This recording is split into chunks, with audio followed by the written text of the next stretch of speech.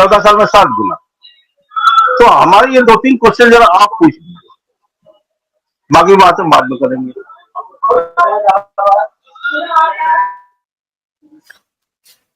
अम्मीलाल जी, आपने सवाल सुना?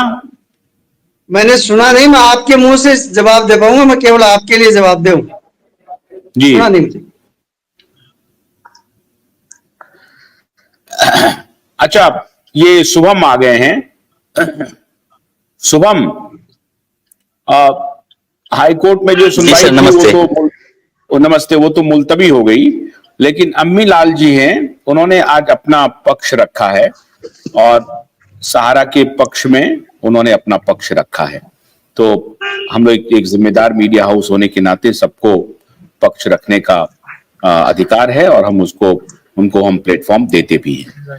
तो शुभम, अभी तक उन्होंने, अम्मीलाल जी ने कहा कि कभी भी सहारा ने फ्रॉड नहीं किया, ये कभी भी दबाव नहीं बनाया किसी एजेंट पे कि आप पैसा लाओ मार्केट से, वही पैसा हम क्लाइंट को लौटाएंगे, और ये काम कभी सहारा ने नहीं किया।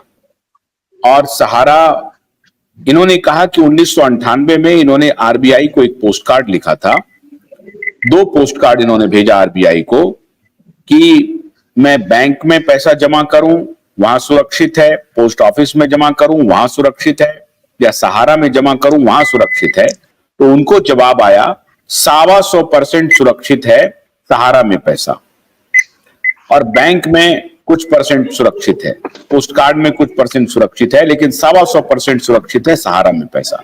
और उसको आधार बना करके ये जनता के बीच गए। इसके पहले मैंने बहुत सारी बात बताई कि किस प्रकार से सहारा का ऑपरेशन हो रहा था, वो कितनी सच है कितनी झूठ है।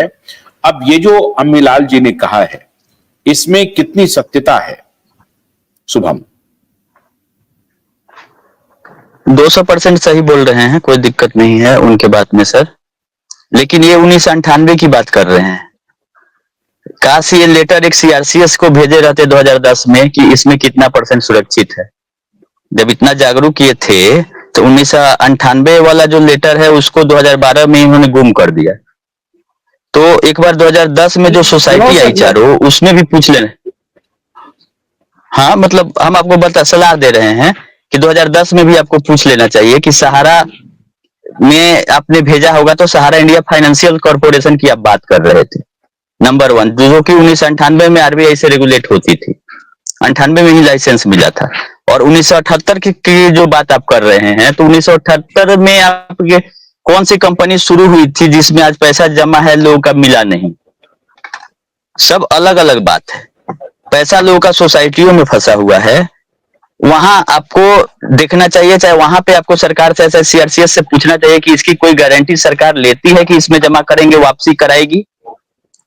आपने अपना बात बहुत अच्छे से रखा, कोई दिक्कत नहीं, आप सही सही बोल रहे हैं, जैसे सारे एजेंट और जमाकर्ता लोग करते आए हैं सहारा में, इतिहास आपने बहुत अच्छे तरह से बताया। लेकिन जब हम लोग भी बता चुके हैं कि 2010 तक, जब तक आरबीआई का लाइसेंस था, तब तक सारा सिस्टम सही चल रहा था, इनको मजबूरन चलाना भी था। लेकिन 10 के बाद से डिरेल हो गई कंपनी, क्योंकि ये अपना गलती सुधारने की जगह चले गए दूसरे लाइन पर। और जो सोसाइटियों में इन्वेस्टमेंट हुआ उसका डिटेल अगर आपके पास है, क्योंकि आपको तो सब कुछ बताती थी कंपनी कि कहाँ हम इन्वेस्टमेंट कर रहे हैं नहीं कर, तो ये सोसाइटियों का जो पैसा एमबी वैली में लगाया गया है 62,000 करोड़, इसका कोई प्रमाण है आपके पास? कंपनी ने कोई बताया था कि एमबी वैली में लगा रहे हैं, तो उसका मैच्योरिटी कब होगा, उस हिसाब से लिक्विडिटी मेरा रहेगा कि जब मैच्योरिटी पूरा होगा तो हम वापस कर पाएंगे।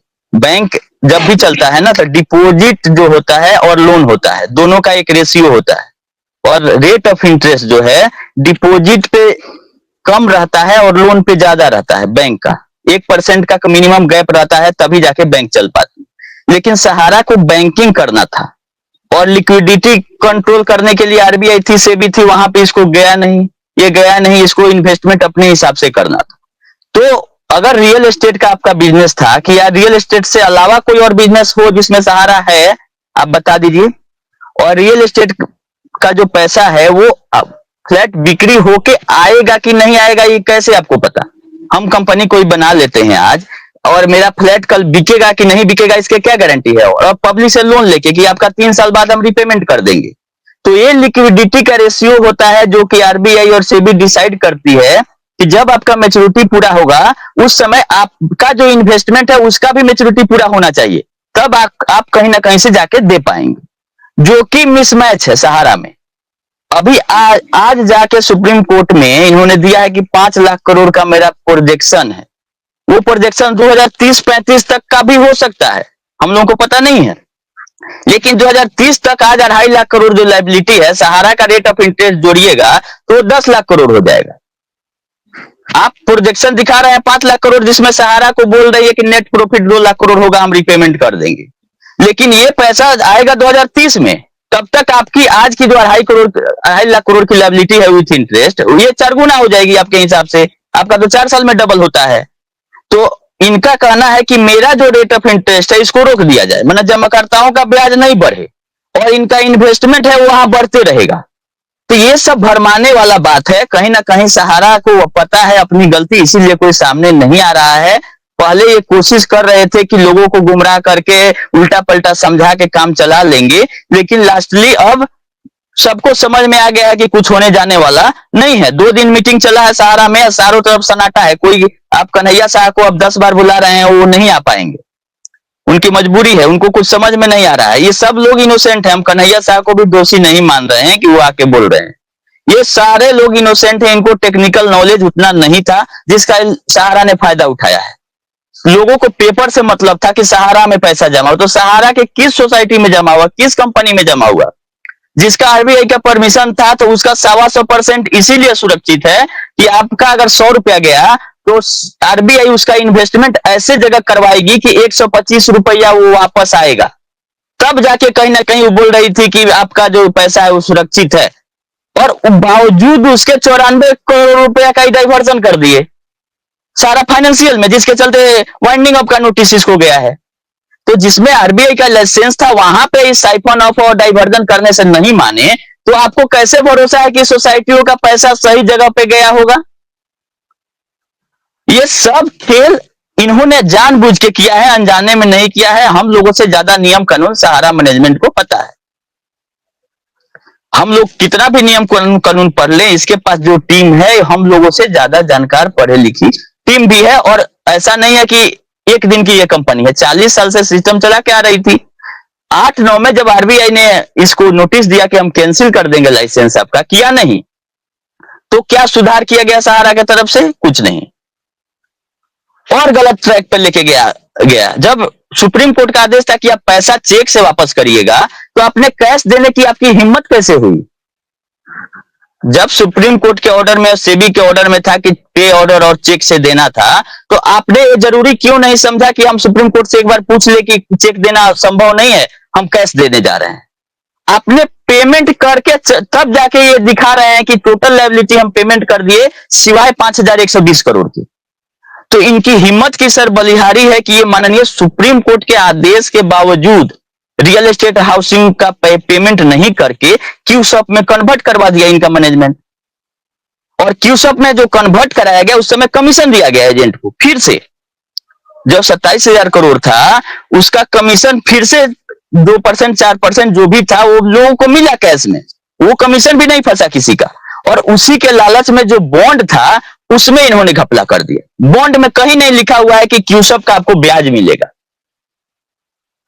अब ये देखिए कि कमीशन के लालच में मूलधन ही लोगों को खाने का चक्कर इनका, और सिवाय सुप्रीम कोर्ट के ऑर्डर के बावजूद कि सुप्रीम कोर्ट ने बोला है कि चेक से देंगे, तो हमको कैसे हम कैश दे रहे हैं बिना परमिशन के, जबकि सेबी ने 138 करोड़ बांटा तो वो चेक से बांटा, वो तो कैश का कहीं जिक्र नहीं है कि सेबी ने कैश दे दिया। सेबी के पास कैसे अकाउंट होल्डर आ गए? तो इनको घाल मेल करना था, वहीं किए हैं। अब जाके मामला इतना बड़ा फंस गया है कि इनका जो ब्याज है वो इतना बढ़ गया है कि जो देने की कैपेसिटी इनकी अभी नहीं दिख रही है। अब रहा बात सर एसएफआई वाला जो मैटर सुनवाई थी आज, इसी से सब कुछ होना है। 9 कंपनियों की जांच हो रही है और इसी 9 कंपनियों में टोटल 90% सहारा ग्रुप है। अगर एसएफआई 9 कंपनियों को शॉर्टलिस्ट किया है 3 कंपनियों के जांच करने के बाद, तो इन 9 का अगर जांच रिपोर्ट सही से आ जाता है तो 90% सहारा का मैटर सॉल्व हो जाएगा। 90% ऑफ ग्रुप कंपनी इसी में फंड है, जो 9 कंपनियों का जांच एसएफआईओ कर रही है। और उससे ज्यादा अच्छे से हम लोग नहीं कर सकते हैं, चाहे हम मीडिया में बोले चाहे डिबेट कर लें। जरूरत है कि एसएफआईओ को सामने आके चीजों को रखना चाहिए कि ये चीज गड़बड़ी हुआ था और इसको तुरंत रोका जाए। हालांकि नया इन्वेस्टमेंट लेने पे इनके रोक है, तो आज के डेट में ये पब्लिक से तो पैसा नहीं ले पा रहे हैं, लेकिन जो ले लिए हैं उसका भुगतान होने का कुछ नया रास्ता निकलता। तो एसएफआईओ का सुनवाई हुआ होगा तो जैसा अपडेट रहेगा हम आपको बताएंगे सर। अभी हमको कोई अपडेट नहीं है। शुभम, लेकिन अभी तो लोग कह रहे हैं कि आज के डेट में भी पैसे उठाए जा रहे हैं, और वो एक दूसरा क्रेडिट कोऑपरेटिव सोसाइटी इन्होंने रजिस्टर किया है, उनको बंद नहीं किया गया है, 3 पर बंदी है, एक काम कर रहा है और उसके माध्यम से पैसे उठाए जा रहे हैं। अब वो पैसा कब लौटाएंगे, उसकी देनदारी कितनी है, कहां वो पैसा सुरक्षित है, इसका कोई जिम्मेदारी कोई लेने के लिए तैयार नहीं है, फिर भी लोग पैसे दे रहे हैं। और ये स्क्रीन पे आके, कैमरा पे आके लोग कह रहे हैं। अभी जिमी लाल जी जो थे वो कह रहे थे कि अभी भी मैं पैसा उठा रहा हूं, मैं अभी भी ऑफिस में बैठा हूं, मेरा कारोबार चल रहा है और मैं लगातार पैसा उठा रहा हूं, लोगों को पैसा दिलवा रहा हूं। उन्होंने कहा कि 1000 लोगों को हमने पोर्टल से पैसे दिलवाए, और पोर्टल से जो पैसे हैं वो तो 1000, 10,000, 5,000 रुपए हैं। अब किनको इन्होंने पैसे दिलवाए, लेकिन वो कह रहे हैं कि पैसे दिलवाए और लगातार हम पैसे देने का भी काम कर रहे हैं। कन्हैया जी भी आ गए हैं। आप कह रहे हैं कि पैसे मार्केट से उठा नहीं पा रहे हैं, ये कह रहे हैं कि हमारे बहुत सारे स्टेट में और उसमें गुजरात, राजस्थान वगैरह है जहां पर भी पैसे के लेन देन हो रहे हैं। सर स्टार मल्टीपर्पज का हैदराबाद से रजिस्ट्रेशन है, उसमें सीआरसीएस ने रोक लगाया था, लेकिन उस रोक पे स्टे दे दिया था तेलंगाना हाई कोर्ट ने, और 1 साल से मामला दबा हुआ था।